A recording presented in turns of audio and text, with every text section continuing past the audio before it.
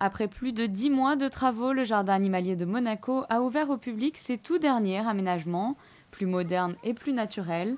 Après la construction d'aires de jeu pour les enfants, c'est au tour de la partie haute de faire peau neuve.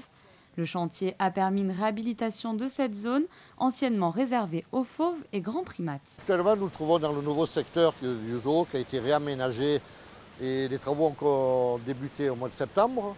On finit pour certains fin juin et pour d'autres fin juillet, ce qui a permis de mettre les animaux qui existaient déjà au parc dans de très bonnes conditions et avec l'emploi de nouveaux matériaux, d'aérer un peu tout ça, de rajouter de la verdure et plus d'espace bien sûr.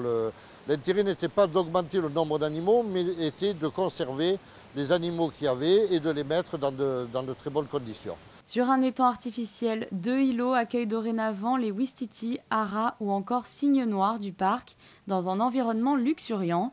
Le public peut également découvrir un tout nouveau vivarium. Serpents, araignées, iguanes, mais également piranhas sont proposés aux visiteurs.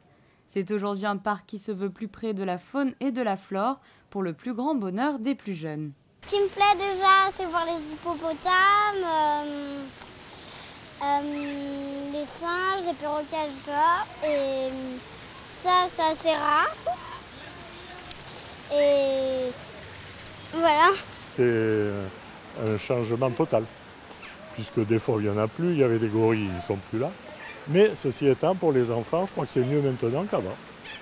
Parce qu'ils y trouvent leur compte, ça leur plaît, c'est bien agencé, il y a tout ce qu'il faut voir.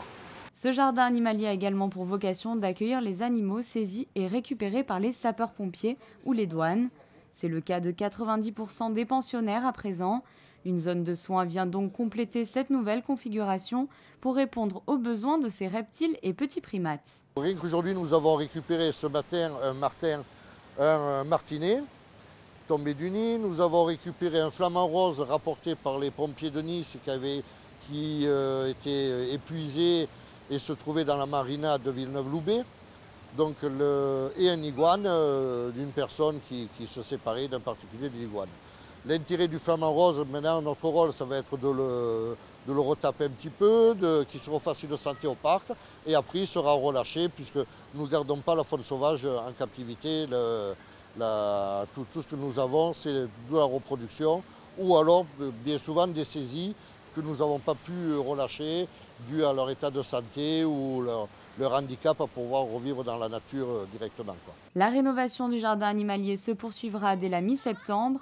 Le prince souverain a donné son accord pour le dernier secteur à réaménager.